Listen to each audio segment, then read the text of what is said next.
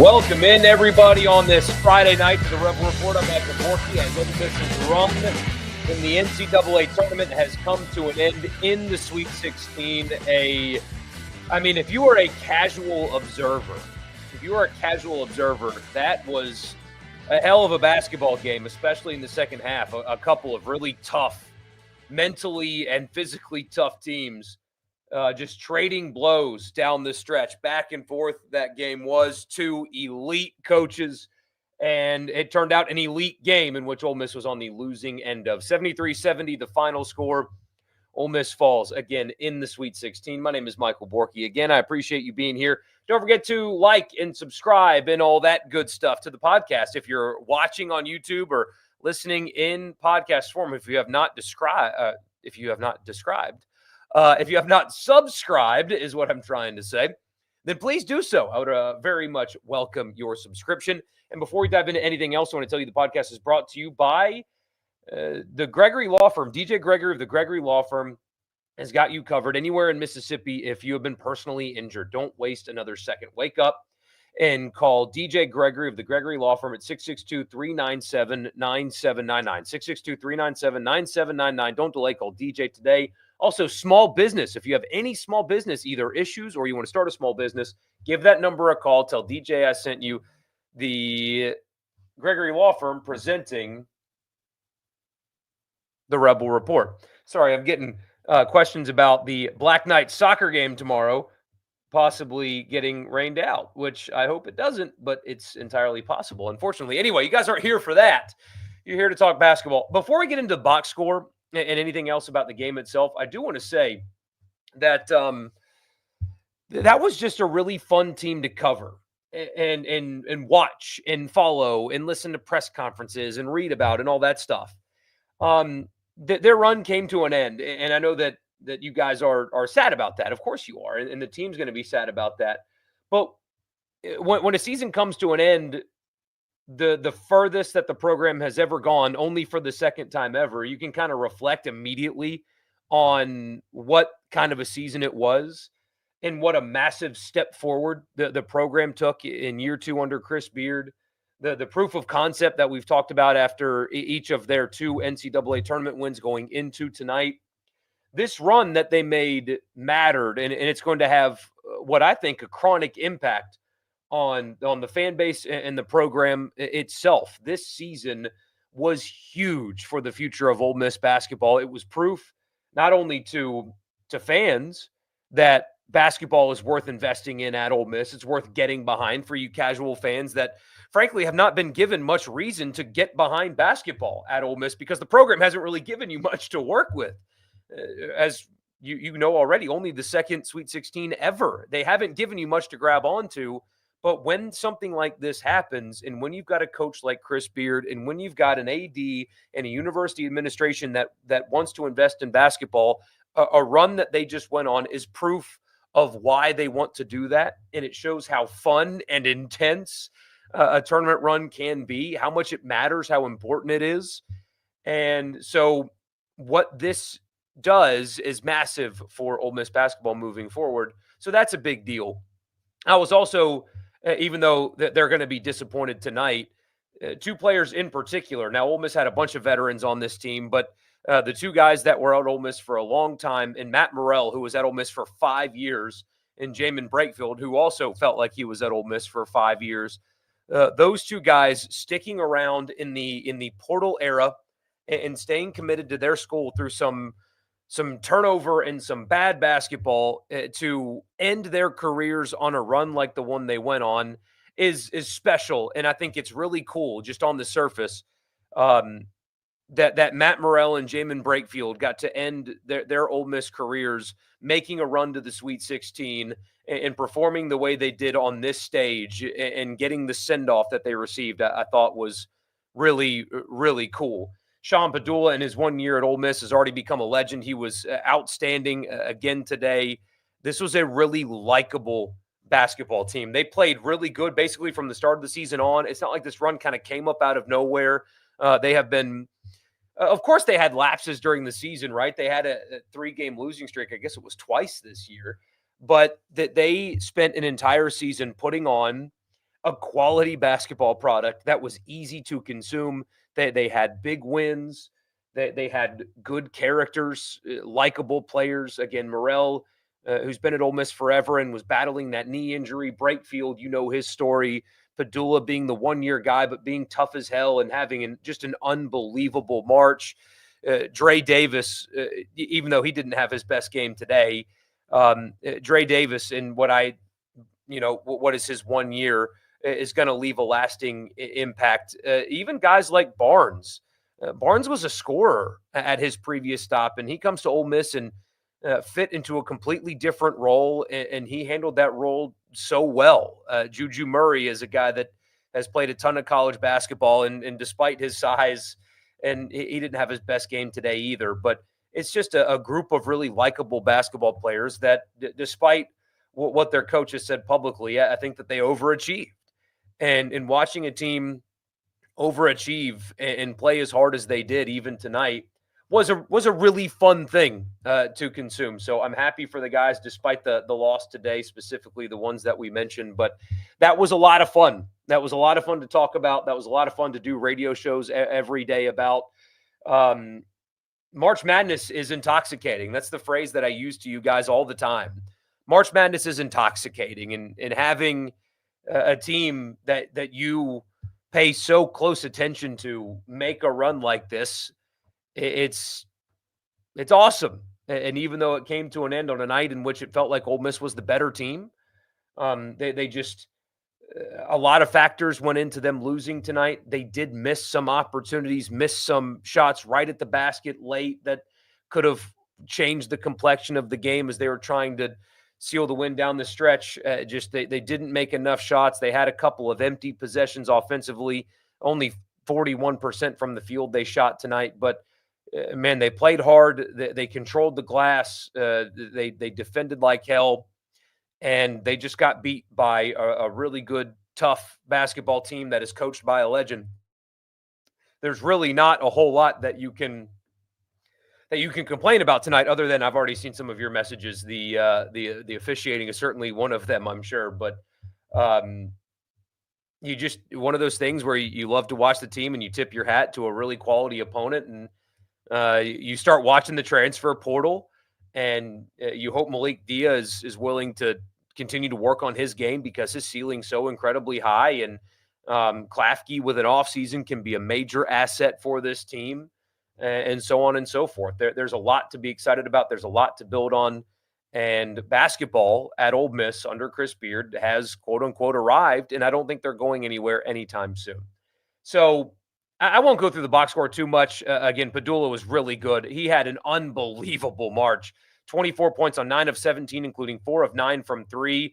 The Ole Miss wins the game if he and Dre Davis don't get in foul trouble early, where they had to sit out basically 10 full minutes of the first half each. That was, I think, the biggest difference in the game is Ole Miss. The 20 fouls as a team, the foul trouble that they found themselves in, Davis and Dia both had 4, but you had to play long stretches of basketball without Sean Padula, without Dre Davis, without Malik Dia. It was that was really significant in this game and possibly the difference. But you got 13 from Morrell. He defended really, really well tonight. Ole Miss had 8 steals to only 8 turnovers, forced 10 Michigan State turnovers, and that's a really smart team that protects the basketball. You got 11 from Dia, 9 from Jamin Breakfield. Ole Miss, again, only shoots 41% from the field, 33% from 3, 9 of 10 of their free throws, while Michigan State shot 22 of them and made 19 of them. So Michigan State shoots 12 more free throws than Ole Miss, and they made 10 more in a 3-point game. That is a tough discrepancy to overcome. 20 Ole Miss fouls to just 12 of Michigan State. That's another pretty significant stat line that will tell you why this game was lost by Ole Miss. So we'll get to your comments. That's really what I want this to be anyway. I'll stop yapping. I'm just kind of rambling at this point. When you watch a game so intense like that, it's hard to kind of gather thoughts immediately to talk about it. So I figured you guys should drive the conversation, and you'll do that after I tell you the podcast is brought to you in part by Toyota of Brookhaven. Check them out online at toyotaofbrookhaven.com or Exit 40 in Brookhaven. Check out their online inventory. The car buying experience can be really, really stressful. And the last thing you want is to just go shop in your backyard because it's the closest dealership to you. It's a massive purchase, and you want to buy your car from somebody that will take care of you like a person instead of just seeing dollar signs. That'll happen at Toyota of Brookhaven. They also have a service department if you live in the area. Any make, any model, you need your car serviced. One of the highest rated service departments in the entire state of Mississippi. Tell them I sent you. $1,000 off any in-stock new Toyota immediately off the top. $1,000 off any in-stock new Toyota. Toyota of Brookhaven will take care of you, I promise. If you're going to go through the car buying experience, do it through somebody that will take care of you. ToyotaofBrookhaven.com is the website. Exit 40 in Brookhaven. First message, got to go recruit a Jade Richardson quality player. Yeah, he was really good. He had 20 points on 6 of 8. What Michigan State was able to do in the second half, they were able to get a lot of possessions where they had a guard going downhill, and that was really tough for Ole Miss to defend. Michigan State was able to manufacture some pretty easy looks at the basket late, and that was kind of the difference. You say, I thought Michigan State's a better team than Ole Miss right now. It is most definitely a better program. I think Ole Miss is going to look back at this game thinking they let one go. I thought that the overwhelming majority of the night, they were the better team. And for whatever reason, they couldn't close it. Again, there's a lot of factors. I talked about the free throw discrepancy and the foul discrepancy, and they didn't make enough shots, Ole Miss, tonight. And they missed a couple of really close ones at the rim that would have changed this game, I think. And they couldn't make the plays late, among other things. And that was the difference. I do think that they played better than Michigan State tonight. They just couldn't make the plays the way Michigan State could, and hard to overcome the foul trouble in a 10-point swing in free throws.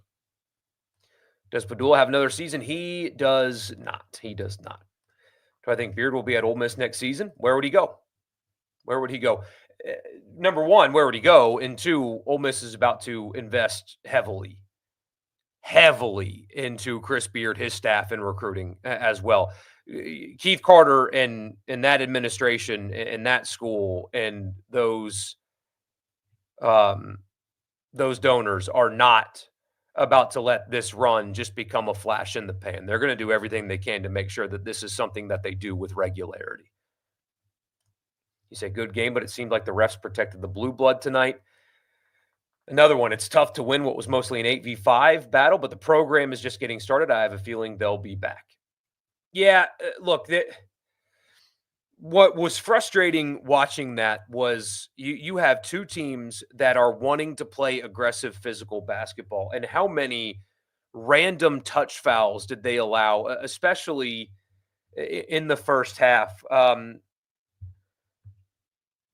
The charge on Davis and then turning around like a possession later and calling a block on Brakefield when he was in better deep stuff like that. I mean, college officiating is always going to be relatively inconsistent, but there was one in particular that kept calling these really soft touch fouls in what should have been a pretty hard-nosed and physical, and was a hard-nosed and physical basketball game between two really tough teams, to allow yourself to kind of take over that game as an official and called a lot of ticky-tack stuff there for a while, was not fitting for what the game deserved. You could expect stuff like that in college basketball. It doesn't make it okay. It's just you need to come to expect that.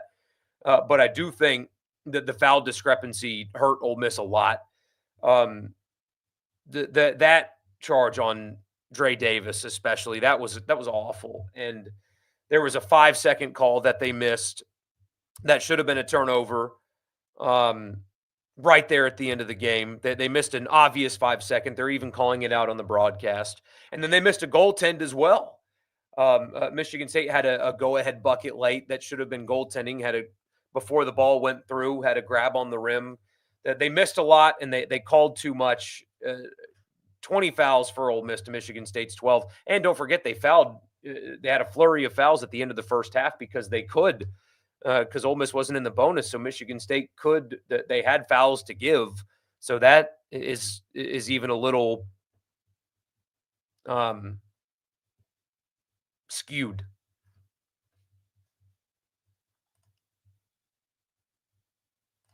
Next time, come up.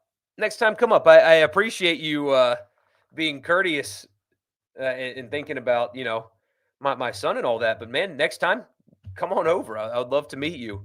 Uh, he gets a kick out of people doing that. He thinks it's funny. So, and that was his babysitter actually.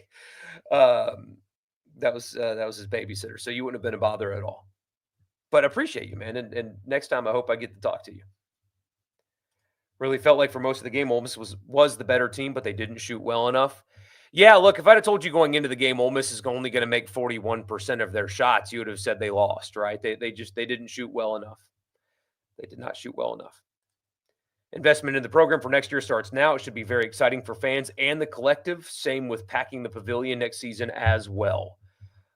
Yes, absolutely. There should be some pretty easy phone calls as they have to dive right into portal recruiting, which is ridiculous, by the way, that they've had to spend their week recruiting the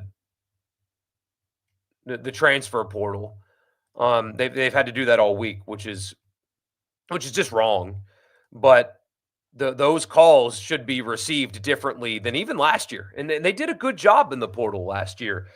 But they'll have the money, and now they have, like we talked about after the Iowa State game. Now they have the thing to point to. Now they have something to point to as, okay, Chris Beard did this somewhere else, right? Like, hey, Chris Beard's a coach that took Texas Tech to the national championship game. Now you can point to, hey, here at Ole Miss, they did this in year one, took a big step forward in year two, made the Sweet 16. Come be a part of that. What a run like this does to the sales pitch makes players a lot more receptive, or you think it would anyway. That's what logic tells you, especially when I believe they have the money that should make them highly competitive in the transfer portal. As a player, you already likely want to play for Chris Beard anyway. If everybody that has eligibility left stays, you've got a really good thing with Malik Dia coming back. So that helps a ton. You're not desperate on the block, although a true center, I think, would help this team. I don't know if this is the dumbest thing to say or if this is smart. I don't know. I know there are a lot more ball knowers out there than me, but I think that it might serve Ole Miss really good if Malik Dia could shed like 20 pounds and you sign a true center and Dia plays your 4. So he's a little bit more agile and can defend more out on the perimeter and have a lot more size. I don't know if that's actually like a smart thing that they're considering or not, but that makes sense to me. So there's a real opportunity here for Ole Miss. There's a real opportunity.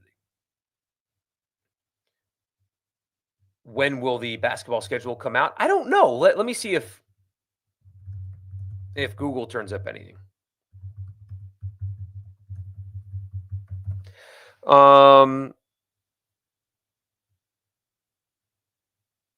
So they received their conference schedule on August 20th of this year. That's when they received their conference schedule.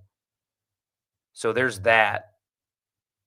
And then they released their non-conference schedule the day before. So there you go. Basically, 10 days before football season begins is when you are going to get the basketball schedule for next year. They are playing in Maui. They're playing in Maui, so that's big. They'll get, you would think, multiple games against really quality opponents, and that'll be a good exposure thing as well for Ole Miss, is getting Maui for next year. That's big time. So it's really big time. Heck of a game. Mississippi State. Michigan State was just more clutch down the stretch. Tip of the cap to Michigan State because they didn't quit when the Rebs went on a couple of runs. Beard and company have no reason to hang their head. Absolutely. Absolutely. I mean, when you play a program like Michigan State and a coach like Izzo in a game like that, and it's back and forth the way it was, there's a lot of things, like I said, you can point to. Ole Miss, the missed opportunities, the foul shooting discrepancy, stuff like that. Um, but that's just one of those things where you just kind of just tip your hat right there, and that's just a hell of a basketball game. That one offensive foul called on Dia/Padula midpoint in the second half was highly questionable. There was a lot of those tonight. A whole lot of those tonight. Is Ole Miss winning the baseball game right now? They are right now. Already took the series, though. They already took the series. Izzo on Ole Miss, quote, that was the toughest, most physical defensive team we've played in years. Yeah, and I mean, Ole Miss made his dudes work, and you could see his energy, Izzo's energy on the sideline during that game, and then after the game, the sigh of relief. And Izzo's always been great, right? But the way that he talked about Ole Miss, you can tell when a coach is being honest about opponents and when they're giving coach speak. You can tell the difference. I mean, you'll get it in football coaches. Ole Miss will open with Georgia State, and you'll get. And all coaches do this. I'm certainly not taking a shot at Lane Kiffin, but what you're going to hear in that opening press conference is really, really, really good team. They're talented. They do this well. They do this well, and they beat Vanderbilt last year and stuff like that. And it'll be all coach speak. He knows that his team's a lot better than Georgia State, but he's got to say that because coaches say that. I did not get 1 ounce of coach speak from Tom Izzo when talking about Ole Miss and Chris Beard and the respect that he has for them. That felt truly genuine, including after they beat New Mexico to get them to the Sweet 16, after the game tonight. That respect was real. There was no coach speak about that.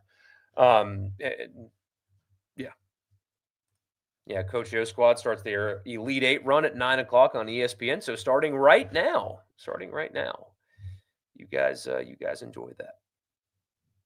Also in the super chat, thank you, man. I appreciate you. You say I really appreciate you. Totally unnecessary, but thank you. So I'm incredibly proud of the guys. It's sad that it's over. Nobody thought they would be here a month ago. I certainly did not. I will never doubt Chris Beard coached Ole Miss team again. I won't do that. They covered, by the way, on that Morrell 3 at the end. Very sad, but very proud. Next season will be fun. So close, football and basketball. So close. Yeah, and that's what a run like this creates too, right? Is a bunch of anticipation of what's to come in basketball. The season ticket sales are going to be great. The environments are going to be good. The portal class, I think, is going to be really, really good. So yeah.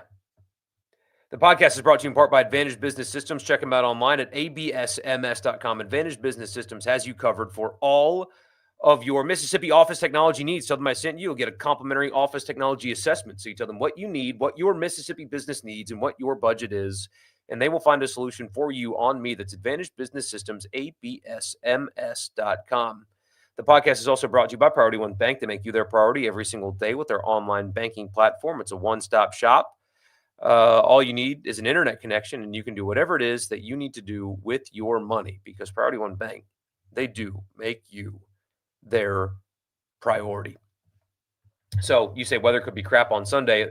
They're not playing on Sunday. This is the last game of the series for Ole Miss baseball. They've already won the series too, so they're going for the sweep, which I'll go check that out when we're done here. So yeah. Anyway,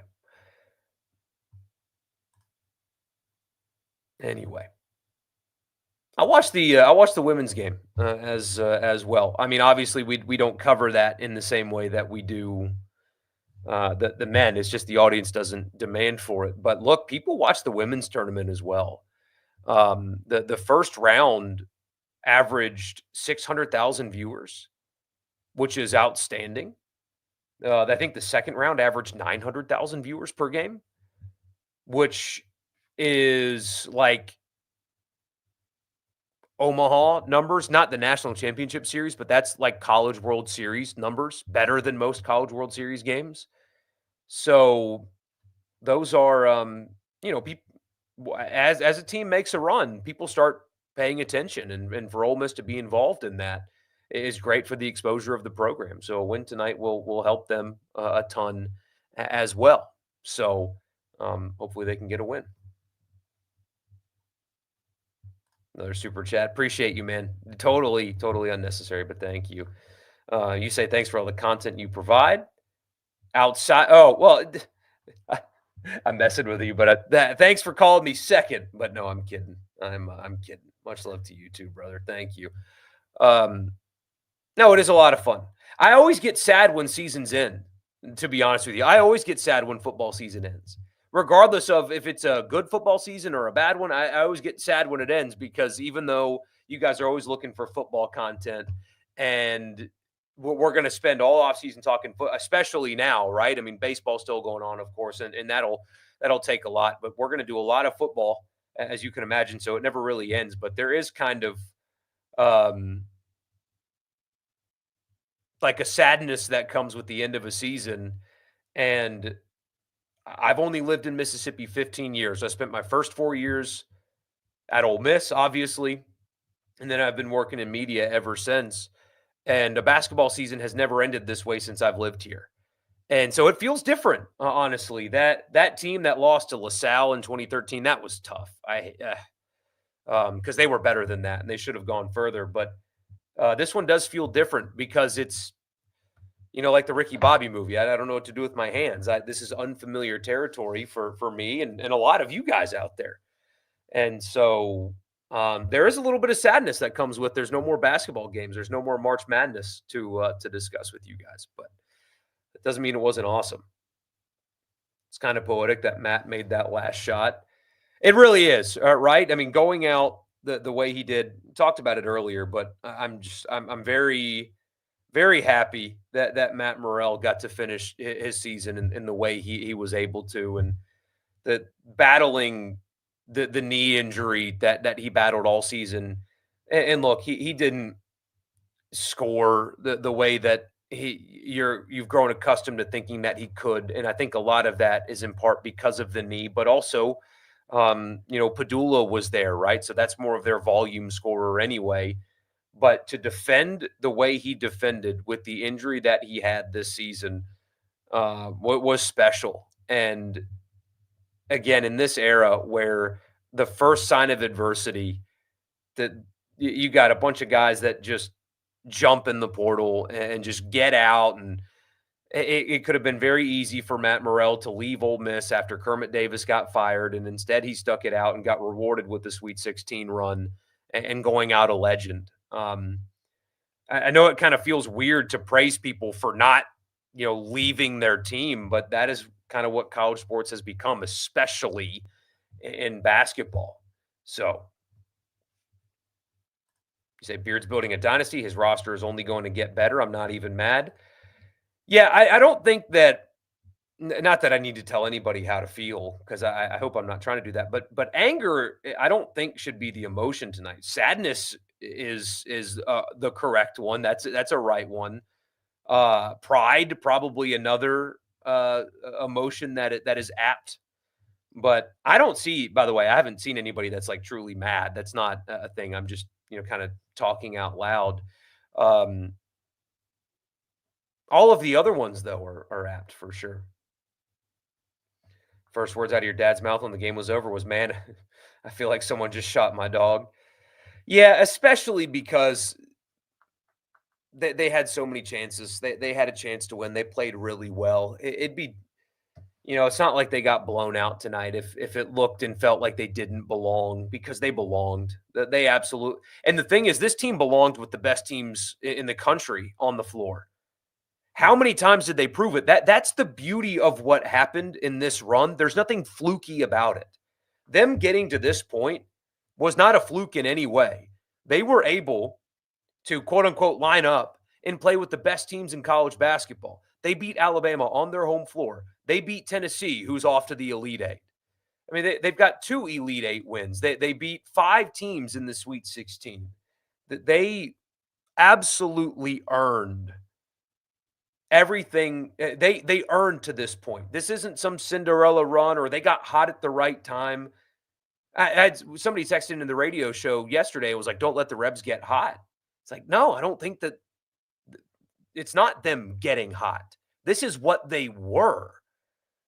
And despite the flaws on the roster, and there were some, but this is what they were all season long. And so that's why I am so confident that this isn't a flash in the pan, that this isn't something that just it's like a footnote in an otherwise uh, short history of success for the program. I think this is something that they will replicate on a regular basis as long as Chris Beard's there. And as long as Chris Beard's there, they're going to continue to elevate the profile of the program itself. So, very pleased with the state of Ole Miss athletics at the moment. If baseball makes a run in the tournament, this could be the best collective sports year in school history. It already is the best collective sports year in school history, truthfully. If you're being honest, you picked Michigan State on your bracket at work, currently in first place and winning $300. Well, there's a silver lining for you. You believe Izzo was genuine when he said Ole Miss was the toughest team he'd faced in years? I believe that too. Think Ole Miss had the better team in your opinion? If they just stopped Jason Richardson's left-handed kid from going left, they advance.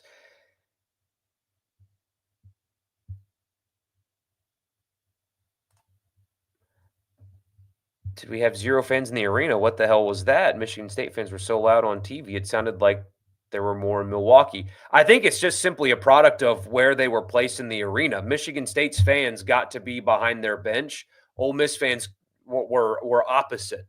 So all 4 teams or all 4 fan bases had to buy tickets for each game. And so they had to divide the allotment for each school, which I guess was just 1,000, into 4s in the arena. And so I think you're just simply looking at it from Michigan State fans got to be behind their bench where Ole Miss fans were not. I mean, I talked to somebody that was at the game that was, described it as like they were rowdy. They were into it. Like it was a really good, like Ole Miss fans really showed out. It's just on TV, you couldn't see them because of where they were situated in the arena. That's a really stupid thing that the NCAA does. And I feel like the solutions to it would be very easy. The fact that anybody that had to go to that game had to essentially buy tickets for both is dumb.